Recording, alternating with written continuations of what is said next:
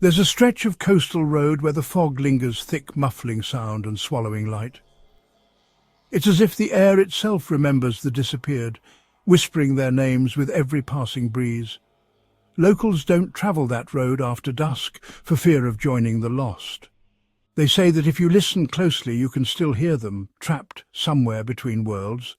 Here are their stories, their final words left echoing in the mist. Sophie Anders, 19, disappeared. October 11th, 2016. I was on my way home from a late shift at the diner. The fog was dense that night, and I could barely see past the glow of my car's headlights.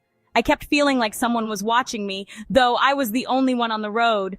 I thought of texting my mom but dismissed it, thinking I'd be home in minutes. Then, there was a figure, barely visible in the haze. I slowed down, my pulse racing.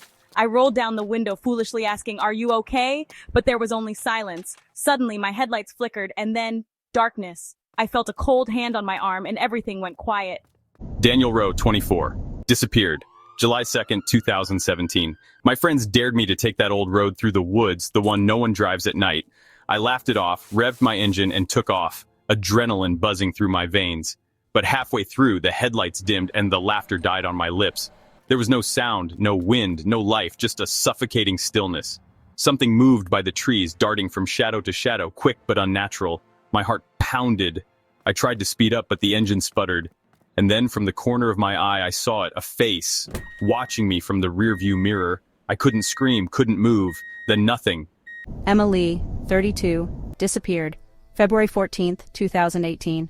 I had argued with my husband and left the house, thinking a drive would clear my mind. But as I took the turn onto that empty road, a dense fog rolled in, swallowing everything. I drove slowly, straining my eyes to see. My headlights caught something on the road ahead, a single red rose lying in the middle. I stopped, opened my door, and stepped out. I don't know why. The silence was deafening, and I suddenly felt like I wasn't alone.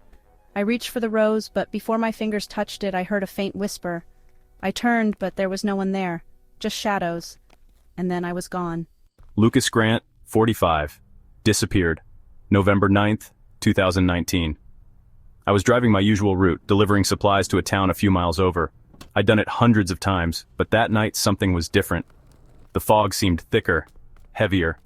My radio fizzled out, leaving only static, which somehow made me feel less alone. I saw headlights behind me, growing closer until they nearly blinded me through my mirrors. I slowed to let them pass, but they didn't. They just stayed there, like a shadow clinging to my back. Then my engine cut out. I tried to call for help, but the line was dead.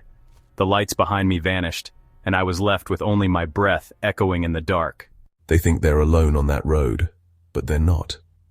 They hear the whispers, but they don't understand. This is not a place you simply drive through. It's a passage, a doorway to another place, another plane. They call it fog, but it's much more. One by one they come, each one thinking they can brave the unknown. I watch them, each step and turn, each decision that leads them closer to me. I wait in the silence, in the shadows, knowing that soon they will be mine. They belong here now, like mist folding into mist. Some things were never meant to be found. Thank you for watching. If you enjoyed this haunting tale, make sure to like, subscribe, and hit that notification bell for more stories that send chills down your spine. Comment below. Have you ever felt like you were being watched on an empty road?